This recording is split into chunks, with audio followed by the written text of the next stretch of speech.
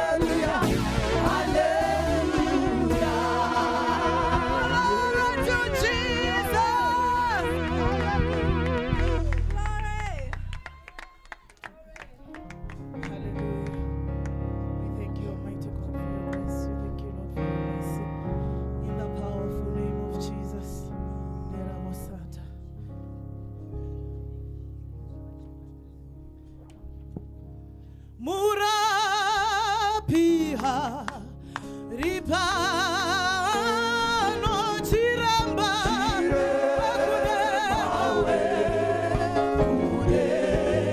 wauya pasipa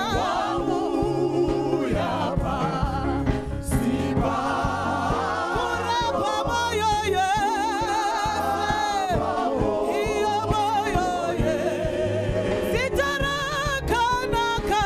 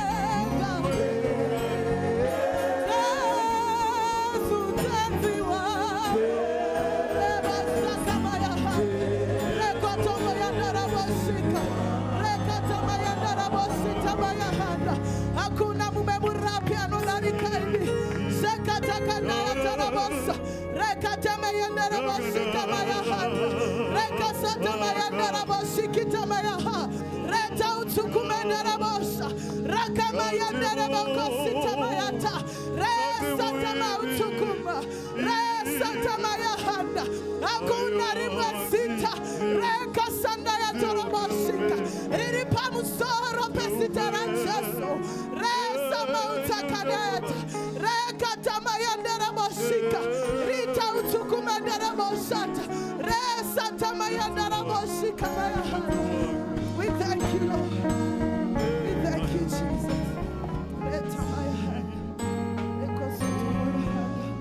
We thank you, Jesus. Tinokutenda Jesu. Tinokutenda imwe ya muchene.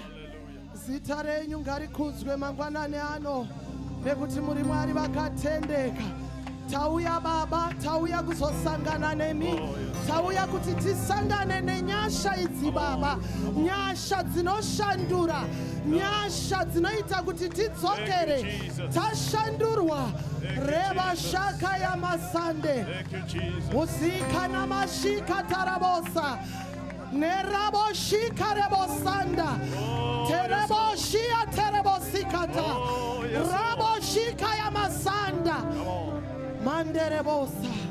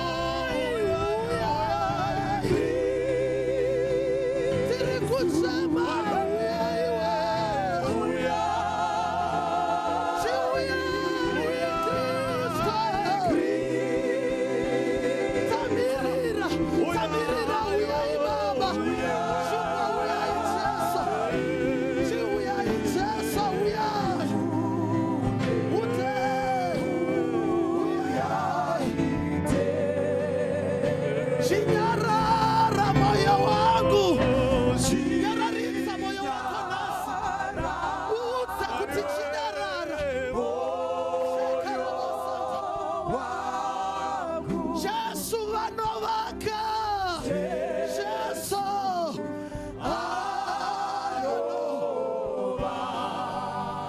Anovaka imba yako.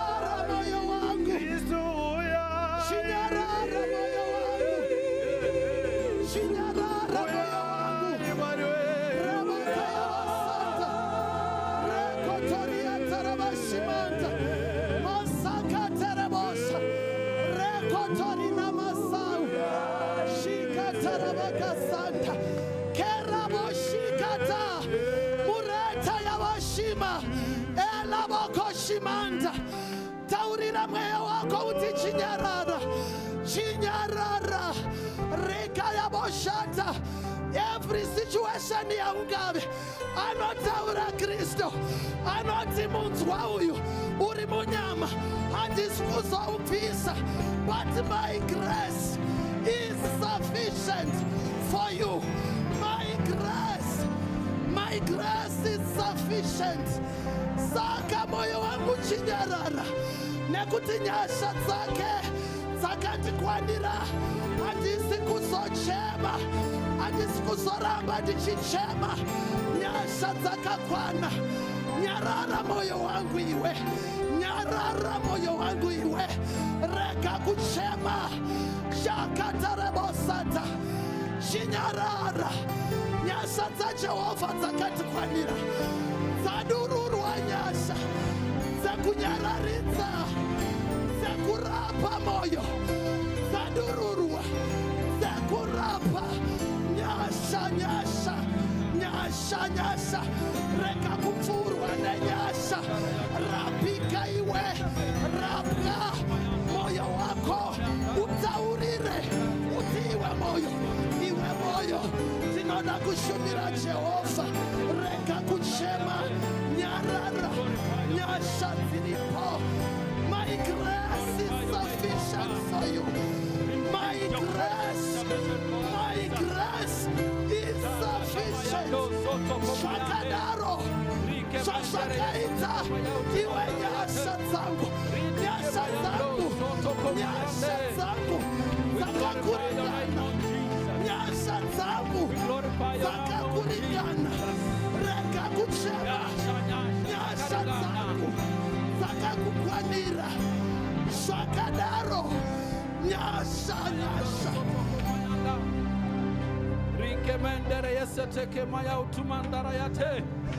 Indeed, your grace is sufficient for us this afternoon, O Lord. We glorify your name, O Lord. We give you praise, we give you honor, Lord.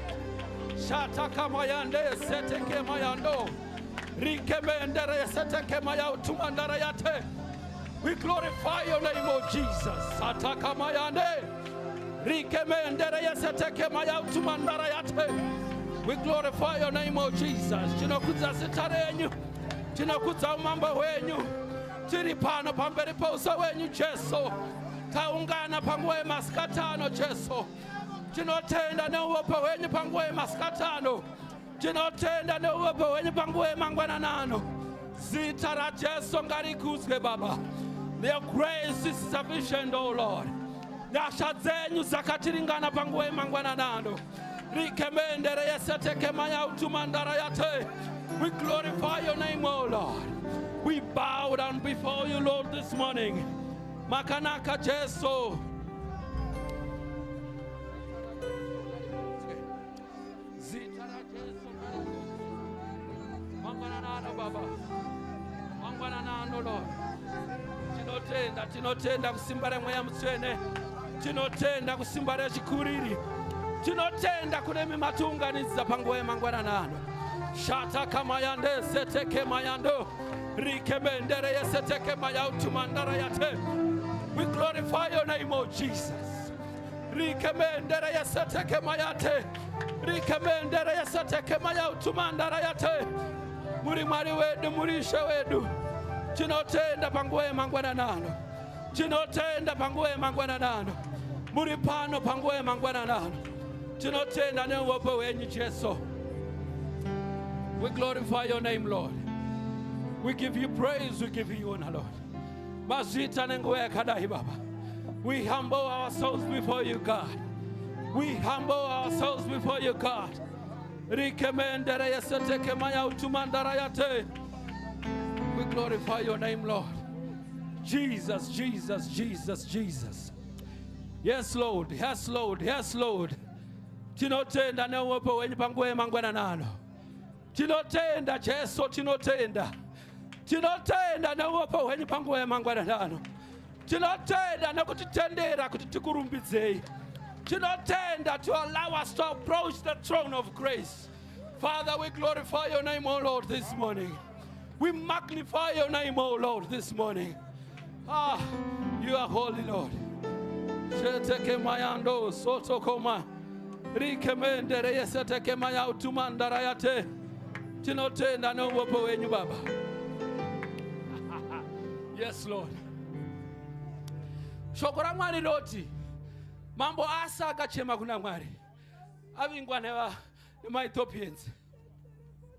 Anoti kubatira chisi chunu kwa muri mwari. Hallelujah.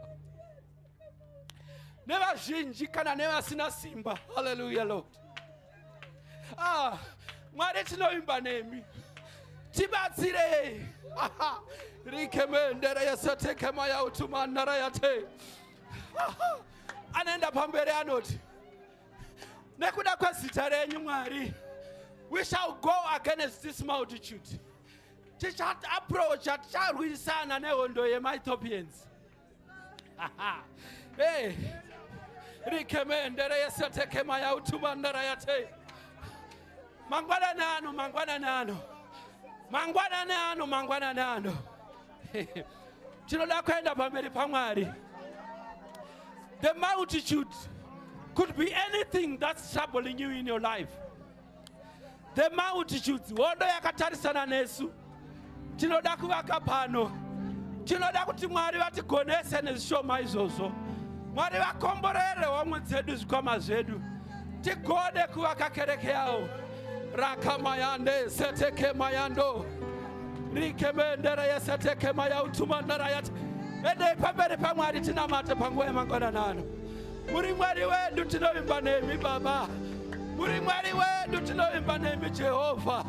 Kubatsira chisi chunhu kuvanhu Baba, nevazhinji kana nevasina simba. Mangwananano tauya pamberi penyu Jehova, tinotsvaka nyasha dzenyu, tinotsvaka kukunda kwenyu Baba. Mwari wekudenga, hondo dzakatarisana nesu muupenyu Baba, tinonamata panguva yamangwananano Baba. Tikonesei, tirwirei hondo dzedu Baba, tirwirei nyasha Baba. Take us to another level, oh God. Mwari wekudenga, makatendeka Baba. Petinochema munotinzwa, petinokumbira munotinzwa. Mwari wekudenga, makatendeka panguva yamangwananano Baba. Tasimudza mwoyo yedu kwamuri Jesu, tasimudza kutenda kwedu kwamuri Jehova. Urukirai kuungano yenyu Baba, sanganai nezvishuwo zvevana vedu Baba.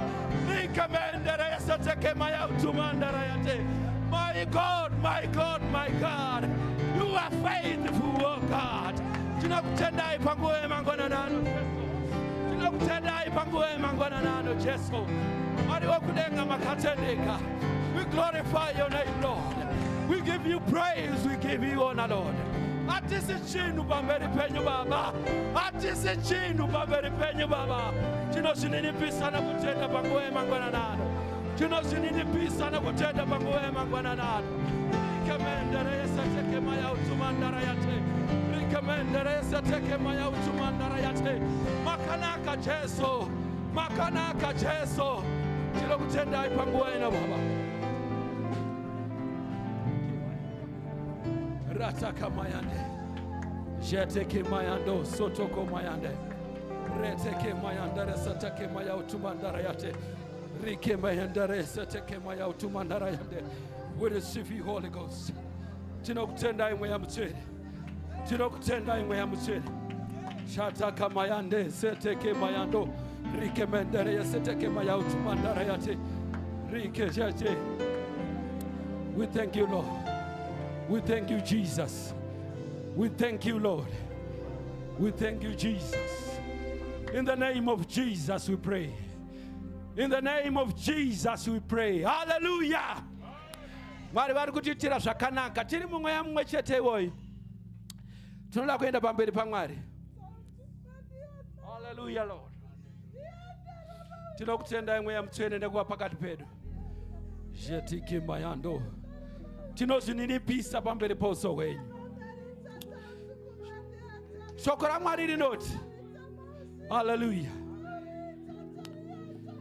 Sheteke mayando sotoko mayande, reteke mayandoro sotoko mayanda, reteke mayandoro sotoko mayade, zike mayando sotoko mayande, riatada kamayando sotoko mayande. Tinokutendai nokutaura pakati pedu. Sheteke mayando, riteteke mayando sotoko mayande, rike mayendere seteke maya utumandara yate. You are good, O Lord. Shataka mayando sotoko mayande, reteke mayandoro sotoko maya utumandara yate, reteke mayandoro sotoko mayande. Shetike mayando sotoko mayanda, ratike mayandoro sotoko mayandere seteke. We thank you, Lord. We thank you, Lord. We thank you, Jesus. You're speaking to us this morning, oh Lord. We humble ourselves before you, God. In the name of Jesus, we thank you, Lord. We thank you, Lord. Mwari kana machitaura pakati pedu, inzwa izwi rake. Ita zvinoda mweya unamate Mwari wakudenga. Shoko raMwari not 2 Chronicles 15 verse 3. Now, for a long season, Israel has been without a true God. Hallelujah. And without a teaching priest. Hallelujah. And without law. Zoreva izokuti nyika kana ungano sesu tichirarama so. Tinoda kunamata Mwari wechokwadi, number 1. But we need a priest anoparidza ivhangeri rechokwadi. Hallelujah. anoparidza Mwari wechokwadi. Isu takaitirwa nyasha pano, haleluya. Tina baba naamai chiangwa, haleluya. Avapo pano iko kusavapo kwavo kwanuku zviri kuratidza kuti vari kuparidza Mwari wechokwadi. Mamwe matunhu otovadedza kuti uyeiwo mumboparidza Mwari mupenyu, haleluya. Zvakanaka sei tiende pamberi paMwari panguva yemangwanani anenge masikati tichitenda Mwari nekuda kwechipo ichi? Kana munhu uchitendeka uri kuti ngazvirambe zvakadaro kana ngazviwedzerwe. Let us go before the Lord this afternoon. Tinamate nechikonzero chababa namai chiyangwa. Mwari wekudenga, tinokutendai panguva yemangwanani ano. Baba, tinotenda nechipo chenyu chamakazodza. Munhu wenyu wakanongedza ivo havana kuramba. Onai vanomhanya mumunda menyu, Jehovha wokururama. Tinonamata kuti kuzodza ngakuwedzerwe. Tinonamata kuti kuzozwa ngakuwedzerwe. Ivhangeri renyu ngarirambe richiparidzwa. Ivhangeri rechokwadi ngarirambe richiparidzwa. Nyika ipone, sangano ripone. Baba, tinokutendai panguva yemasikati ano. Zvinoitwa nemi nekuti ndimi muridzi webasa. Muranda wenyu Jehovha. Muranda wenyu Jehovha. Azviitwe nesu vanhu Baba. Azviitwe nesimba redu Jehovha. Zvinoitwa nemi vari Baba vari kumusoro kudenga. Kereke ndenyu, vanhu ndevenyu Baba. Vazhinji vachiri kuda kunzwa ivhangeri renyu. Muranda wenyu ngaarambe ari murazvo wemoto. Remekedzai izwi rake paanomira pachikuva chokunyengetera. Remekedzai munyengetere wake paanokumbira. Mwari wokudenga. Makatendeka nguva dzose. Biri nekukudzwa ngazvive pachigaro chenyu. Tinokutendai Jehovha, tinokutendai mutende. Mwari wokudenga, makatendeka. Mazvita enyu panguva yemasikati ano. Tinokutendai neruoko hwenyu Baba. Tinokutendai nekutishanyira Baba. Zvingave chiko tikaungana mukasaburuka. Mwari wokudenga, maita enyu panguva yemasikati ano. Ivai navo ikoko kwavari kuparidza ivhangeri. Biri nekukudzwa zvive pachigaro chenyu. Mapofu apore, metamakumbo dzifambe. Biri ive pachigaro chenyu Baba. Mazvita enyu panguva yemasikati ano. Zita raJesu rikudzwe nekuti muri Mwari. We glorify your name, Lord. We give you praise, we give you honor, Lord. In the name of Jesus we pray. Hallelujah! Hallelujah! Baba vanogara kutaura kuti vocabulary haiko kingdom of the devil. Hallelujah! Panguva yemangwanani ano tinoda kufara, tatenderwa. Mweya Mutsvene vari pakati pedu. Inongova mapurogiramu edu zvedu isu vanhu. Tinozoti ngatiinde pane chimwe chikamu. Asi tinofara kana tichiungana Mwari wosunurira. Shoko ravo ravakataura kuti panongoungana vaviri vatatu chete. Tobva tataura nezvaJesu yeyu. Ivo vanozviratidza. Isu takawanda kudarika varume veEmaus. Ndochikonzero Mwari aburuka panguva yemangwanani ano. Hallelujah!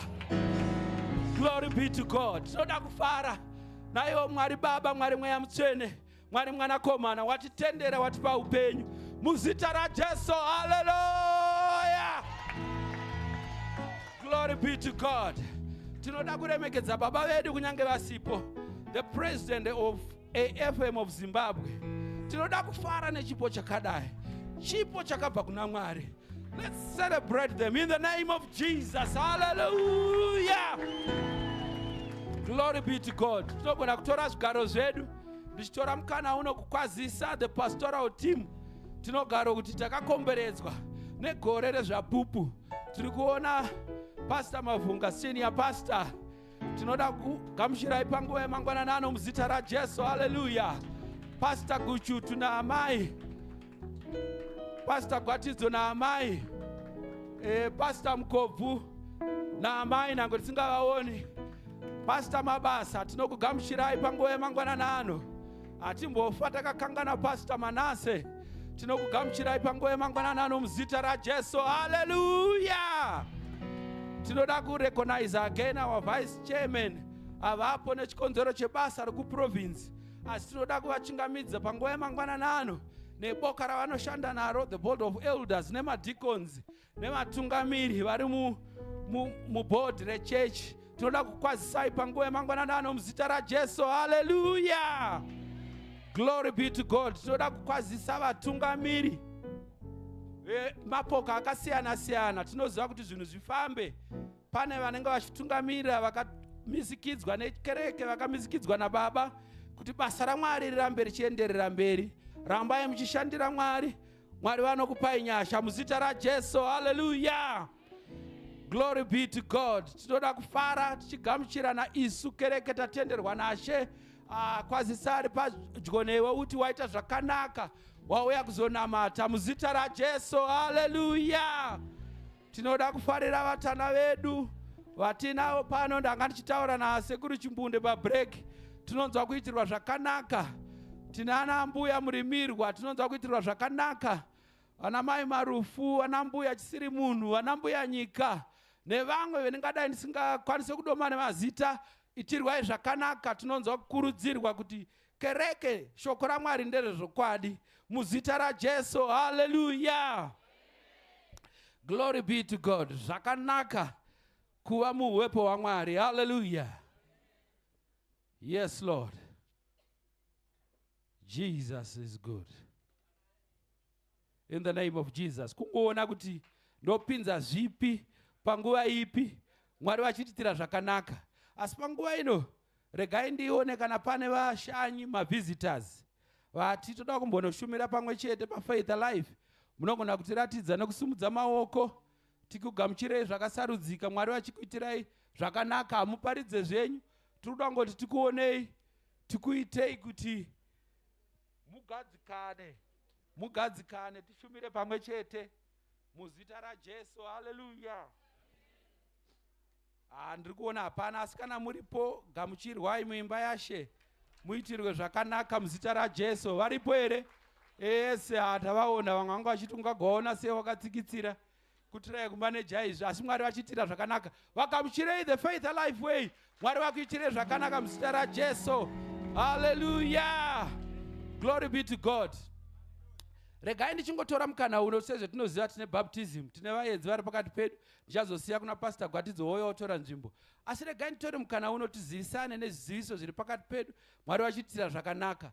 Sezvetinoziva tose this Saturday 21 September 2024 ndozuva riye ratakati vana vedu vechidiki Children's Ministry vachanga vane provincial conference pano paFaith Alive. Haleluya. Ichange chitanga na9 ichizopera na4 kutaura kuti vana vedu vachaswera pano nematicha avo seprovince. Mwari wekudenga vachitira zvakanaka. Takaziviswa izvo kuti muripo wacho $12. Makuseni ndambopiwa t-shirt necape zvichinzi this is part of the package. Ichabhadharwa $12 iyoyo. Pamusoro pazvo vachazowana kudya $1 rekupindisa pagate. Vana vedu voitirwa zvakanaka vachiwana nguva yokudzidza shoko raMwari. Ngatinzwe ishungu. Ndakaona mumwe mumagrupu atiri. Yes, haleluya.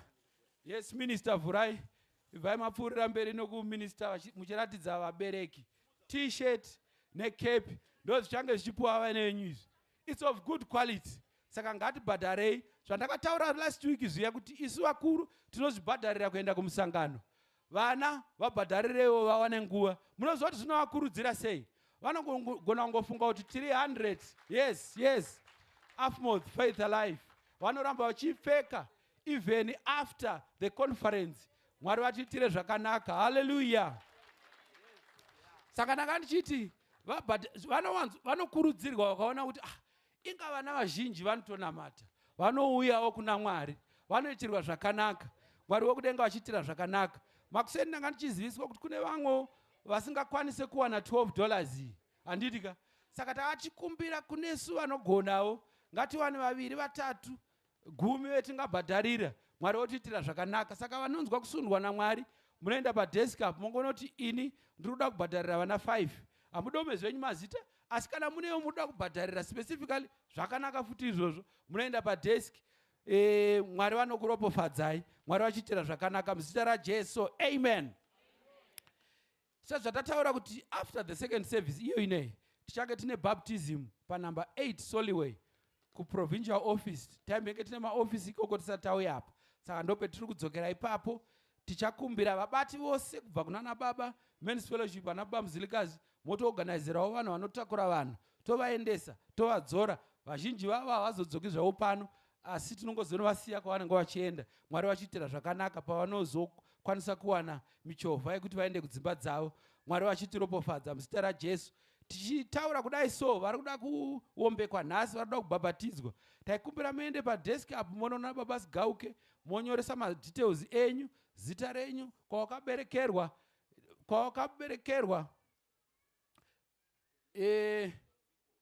aiwa varipo musatye zvenyu, kwawakaberekerwa, paunogara nenhamba dzako dzefoni. Paunogara nenhamba dzefoni tinozvidera chinhu ichi. Pane ministry inenge ichizotevera imi vabhabhatidzwa kuti mukwanise kukura muna Mwari. Saka izvozvo zvichange I'm sure ministry inobatwa naPastor Gwatidzo. Saka siyai madetails enyu musaregera kuti after mapedza kuombekwa tinowana kukura pamwe chete, Mwari vachiitira zvakanaka muzita raJesu. Amen. Nevachabatwa neshoko raMwari nhasi motendeuka. Again tinokupai mukana wekuti mubhabhatidzwe, facilitate kuti muwane hembe dzekupfeka muchipinda, mobuda mochinja, moenda kumba mazadzisa kururama muzita raJesu. Hallelujah. Saka kana tapedza service tinosangana pagenerator apo, toorganizana, totakurana, toenda, Mwari otiitira zvakanaka. Maservices edu achanga akamira akadai. Mangwana Mande izuva rekuti tiswere takazvinyima zvokudya tichinyengetera, tosangana na 6 o'clock topeta zuva nemunyengetero, Mwari vachiitira zvakanaka. Wednesday tine Bible study, towana nguva yekudzidza shoko raMwari. Friday tinenge tiri pano, tinenge tiri kuma-cell groups. Ngatizivisanei, tiwane encouragement yekusangana tichidzidza shoko raMwari, Mwari vachiitira zvakanaka. Saturday tinenge tine mapractices edu epresent worship nekwaya. Tachitaura nakwaya master vachiti vanhu ngavauye tizopractice nezuro makatadza nekuti papane function. Asi Saturday inoteverai munoona zvekuita, panenge pane Sunday school again. I think munotongoya mobatana navo moemba pamwe chete. Asi nechikonzero chepresent worship, baba vakati last week ngapavewo nepresent worship yeyouth. Saka nechikonzero ichochi zvanzi youth mongosara briefly, asi tinenge tichikudai futi kubaptism. Saka sarai kutendere kumashure moorganizana, toona kuti zvofamba sei, Mwari vachiitira zvakanaka muzita raJesu. Amen. Sunday tinenge tine 2 services zedu. 8 o'clock tinenge tapano paEnglish service, second service yotanga around 10 o'clock. Mwari vachiitira zvakanaka. Tinoda kutenda Mwari vanoramba vachitisimbisa. Youth iyoyo yanga ichindisimbisa zvakare kuti udzai vabereki nemaguardians kuti vana vanobhadhara masubscriptions pamwedzi. Ihomwe yavo yavanozoti vakaita mafunctions, vakaita chadiwa mari, vanongotora ikoko, havazodzoki kukunetsai. Saka zvashinzi $2 pamwana woga wega pamwedzi. Asi macouples one vakuenda kubasa zvinozoenda zvichisiyanawo $5, $10. I'm sure baba Sigauke mukavaona vanogona kukutsanangurirai zvakazara, kana youth secretary Mai Ruswike vanogona kukuudzai zvakazara. Mwari vachiitira zvakanaka muzita raJesu. Amen. Ndisati ndakangana ona wevehicle AFN 1676 to attend to his or her vehicle gas is leaking. Saka ndinoona agencies AFN 1676 mota rudzia haina kuzonyorwa, vamwe havazive manumber plate. Asi mhanyai pamotikari yenyu panzi panenge pari kulika gas. Mwari vachiitira zvakanaka muzita raJesu. Amen. Muchato watakadedzera last week uya vanga vari muno Makuseni vati kune kwanga vari kumhanyira kune macommitments, asi tinoramba tichizvidedzera kukereke kuti kana pane ane chikonzero chokuti sister vedu Elaine Simon na brother Ronald Kasu vari kubatanzwa musi wa21 Saturday inei. I'm sure it's strictly by invite. Munoona vakuru vekereke, muchato usati wasvika kana zuva rasvika muchato wofambirira mberi muzita raJesu. Amen. Ndine zviziviso zverufu. Pane hama dzedu dzakawirwa nenhamo pakati pedu. Ndinotenda vamwe vacho vachiri pakati pokuchema. Saka tinokuzivisai sekereke kuti kana tazoonana navo tobatawo maoko setsika yedu. Tina baba namai Chakamba vakashayikirwa natete wavo kutaura hanzvadzi yavo. I'm sure pakati pewiki apa saka I'm sure vakanowachengeta. Handisati ndawana madetails akakwana. Saka kana tavaona tochema navo, tonyaradzana navo. tina mbuya gutu vakashayikirwa zvakare nehanzvadzi. Ava ndo ndinotenda kuti vakaenda kwamurehwa nezuro, saka kutaura kudai pamwe vachiri pakati pokuchema. Saka kana tazovaona tochemedzana navo, Mwari vachiitira zvakanaka muzita raJesu. Amen. Zviziso zvavo zvakawanda, but regai ndiende pane chikamu chinotevera.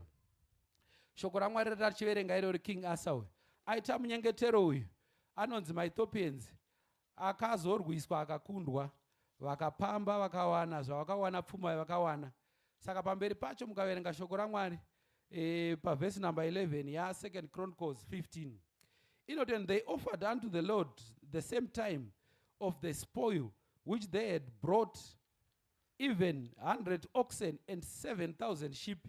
Saka zvandiratidza kuti anopa pfuma ndiMwari, anopa kuti deal iro rimaterialize ndiMwari. Asi mubvunzo uzouya kuti kana raita, unombodya naniko mari yako? Unombodya naniko pfuma yako? Hallelujah. After wapembedza Mwari, wamuisa panzvimbo yake kuti zviro kwazvo Mwari tinoimba nemi nezita iri, we shall go against this multitude.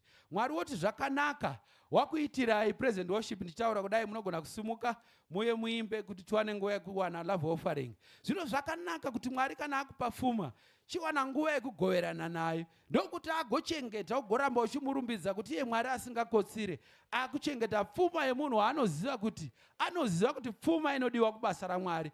Mwari wokudenga watiitire zvakanaka. Ngatiwane nguva yekupa kuna Mwari, Mwari vachiitira zvakanaka, tiwane nguva yekuimbirwa muzita raJesu. Amen.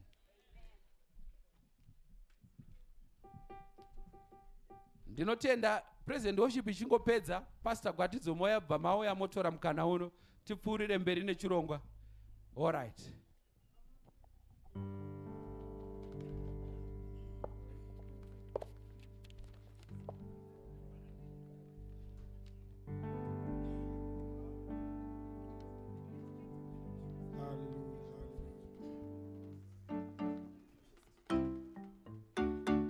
Yemba yemba hallelujah, amen, amen, amen, hallelujah, amen. Come on, amen, yemba yemba hallelujah,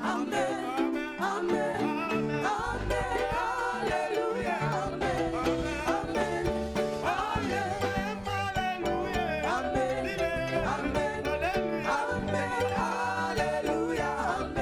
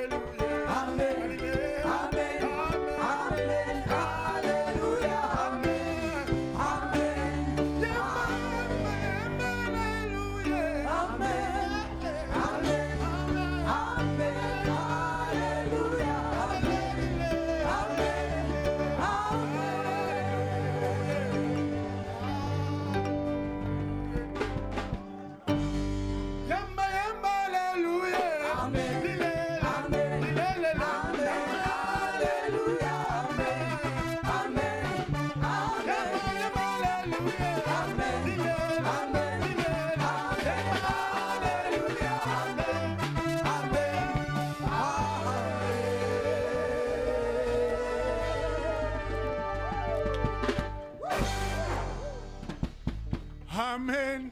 Amen.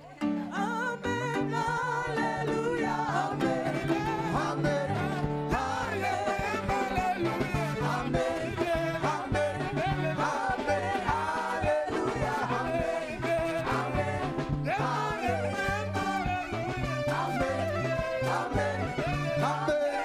hallelujah, amen,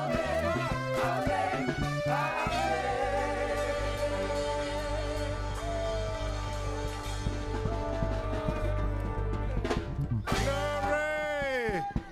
Hallelujah. Pane vakafara here mangwanani ano? Oh, hallelujah. Mangwanani ano tine zvakati wandei zviri pamberi pedu. Regai nditine kukurumidza ndingokumbira baba muzirikazi vamhanye pano zviri chiitiko chachiri pano nezuro. Pano pakaitwa zvinogara zvakadaro nezuro. Kana paine vakambopfuura nekurodhoku makazviona kuti paive nebasa guru. Saka tingovapa nguva vangotenda vana baba. Amen. Vana mai tokubira kuti mumbouchirira vana baba.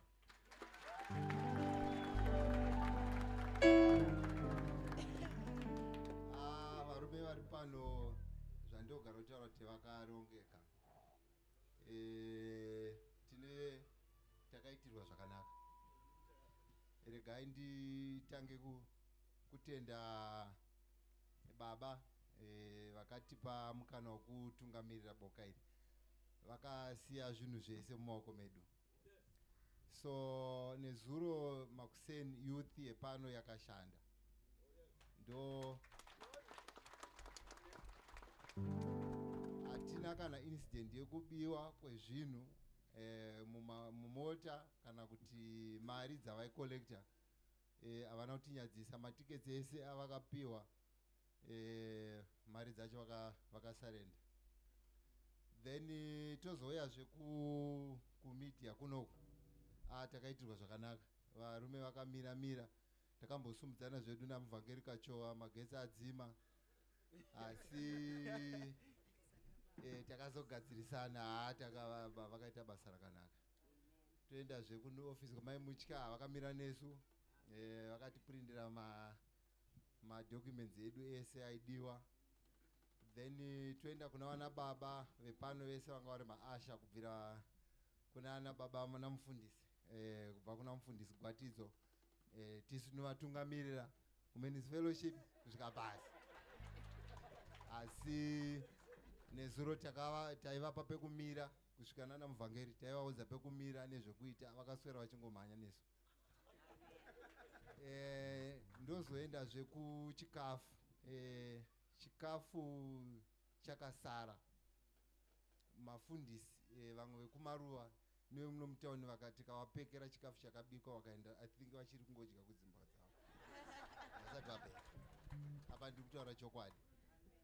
Then tozoya futi pakomiti baba yamakatipa yekushanda nayo yeMen's Fellowship. Varume ava baba vanoshanda vachitungamirirwa nene. Zvekuti deno ranga risiri nhingi nezuro taida kutobiwa. Vari kutoti vada kuisirwa order kumasangano avo nekumaprovinsi avo neorder yatakaisa pano. So handifungi kuti baba takavanyadzisa. Baba takanyadzisa here. Takasimudzira basa raMwari asi varume vakakomborerwa. Vana mai nezuro makakomborerwa nekuti zvinhu zvese zvamaichema zvakagadziriswa naDr. Hove. Yes. Hapana chakasarira. Zvese zvamuri kuchema kudzimba Dr. Hove vakapedza zvese. Then ndisingakangani kutenda timu yekupedzisira yatinoti B yepanapa yana timu rina baba vaya vasi nezuro vana baba vese vakauya pano tisinganamati navo every day asi nezuro vakauya pano vanga vakatungamirirwa nababa Gora vese vakauya pano vapei maoko.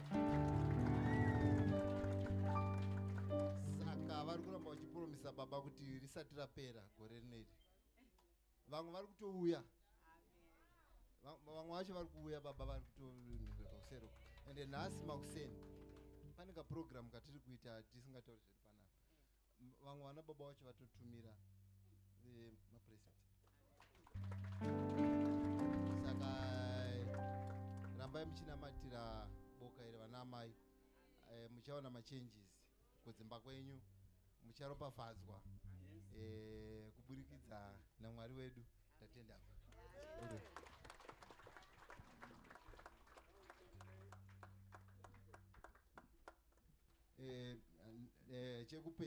chisiri chekupedzisira ndanichida kuti vanhu vandiri kuda kuti ndizodhira navo baba ndimuvhangeri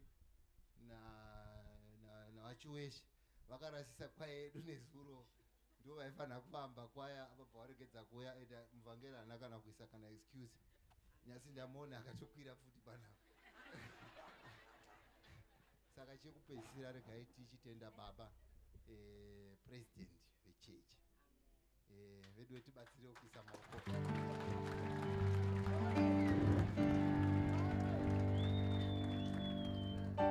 Amen, amen, amen. Amen, hallelujah. Amen. Hallelujah. Amen. Amen. Amen. Hallelujah. Amen. Amen. Amen. Hallelujah. Amen. Amen. Amen. Hallelujah. Amen. Amen. Amen. Amen. Amen. Amen. Amen. Hallelujah. Amen. Amen. Amen. Hallelujah. Aiwa, tinoda kutenda vauchirirei zvakare baba musikasi netimu yavo nezuro vakatiitira zvakanaka, but above all chiono chababa, chiono chemukuru, panga paine that spirit of excellence. Waisvika pano waingoona kuti panga paine the divine presence yaMwari. Tinoda kutenda baba nechiono chakadai chakanaka muzita raJesu. Haleluya. Kunyange vasiri pakati pedu havo nokuda kwekuwanda kwebasa, but tinoda kungoramba tichingowanyengeterera Mwari wenyasha wawaitirewo zvakanaka. Mangwanani ano titenderewo ndigamuchire utungamiriri hwedu, our board of elders vichitungamirirwa nababa namai Manhere, although vasiri pakati pedu. Tina baba Machemedze naamai, tina baba Elder Kachoa naamai, tine vaparidzi vari pakati pedu. Baba mutya vaviri tivafarire sezvo pasina vakwazisa mangwanani ano. Haleluya. Tine vafundisi vari pakati pedu. Ngatitange nekuenda negradient baba vedu Mukoma, and soon to be baba, all right, Fundis Manase. Tivafarire mangwanani ano muzita raJesu. Haleluya. Mufundisi Mavunga tinokufarirai mangwanani ano. Baba namai mufundisi Guchutu tinokufarirai mangwanani ano. Nditenderewo ndifarirewo ava vari vakapfeka manyereketa zviri kuonekera. Tivafarire maigwatidzo mangwanani ano. Regai tifarire gogo yomurimirwa, Elder Marufu, itirwai zvakanaka. Mufundisi Mabasa, mufundisi Mukobvu, itirwai zvakanaka varanda vashe. Tinokutambirai mangwanani ano. Kereke yakatengwa neropa, inzwai kuitirwa zvakanaka mangwanani ano. Tione vari kufara mangwanani ano. Hallelujah, hallelujah. Well, nokuda kwokuti inonzi Faith Alive, isangano remukuru pamuzinda. Muzinda ndo panobva zvose, ndopanowanikwa zvose. Pano pamuzinda nokuti panotungamirirwa nemukuru weAFM of Zimbabwe, President Chiyangwa naamai. Tingosvika ndoda kuti zvingoramba zvichingoringa bell mauri kuti kana uchingouya pano uchingopinda pageti ziva kuti wapinda pamuzinda. Panapa ende zvinoitwa pacho zvakatosiyana. Ndowanzoti kana ndaona mota yako ndoti izimo hanere. Hallelujah. Kufara mumba yaMwari. But baba vedu vanogara vachitiitira zvakanaka. Munhu uya anoshandiswa naMwari uye anoteerera kutaura kwaMwari. Hallelujah. Kereke yakatengwa neropa ndoda kufarirai mangwanana ano. Mwari vakuitirei zvakanaka.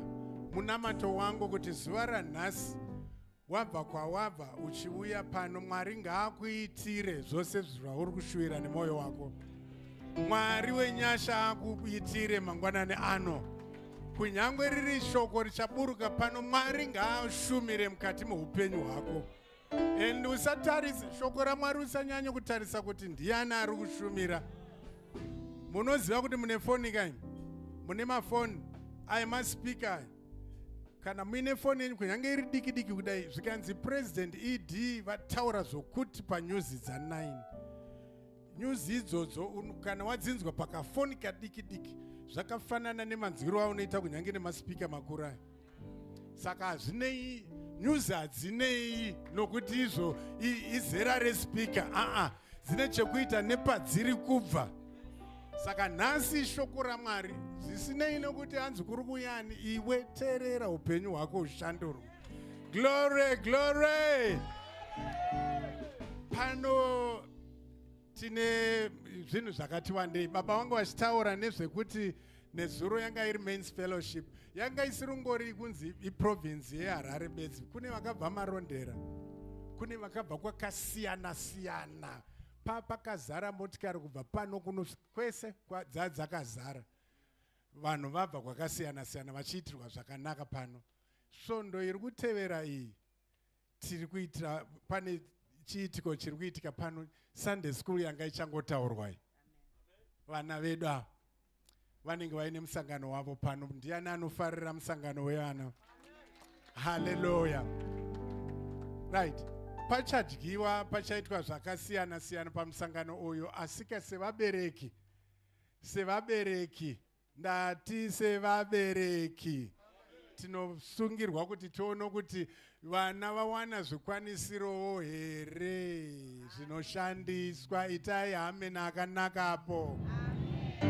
Regai nditenderei ndidane Elder Machemedze vauye pano tibatsirane kuti tinzwe kuti list iripo iyi zvakambomira sei uye zvingapedzwe sei. Munoziva kuti pamwe tingangodaro hazvimbodi vanhu vakawanda, zvinongoda uyo abvisa izvo nechecho, uyu icho nechechecho. Mombogari muzouya. Thank you. Sorry makumboka. All right. Regai ndipe Elder varane through the list tibatsirane tione kuti hazvimbotori nguva izvi. Elder, over to you. Thank you Mfundisi. Egaiti mhanye naye tinzwe shoko raMwari. Toda kutsvaga chikafu chevana musi weSaturday. Inenge iri vana vedu vepano paFaith Alive. Handitika vana vedu tikudawo machickens anosvika 25. Machickens anosvika 25. Saka panogona kuita munhu anoti ndoda kupai ese zvakadaro, kana ndokupai matatu, kana ndokupai whatever. Tinavo here vanokwanisa kutipa machickens, mabeds 25. Handiti mabeds handitika asi makgs, mabeds 25. Mabeds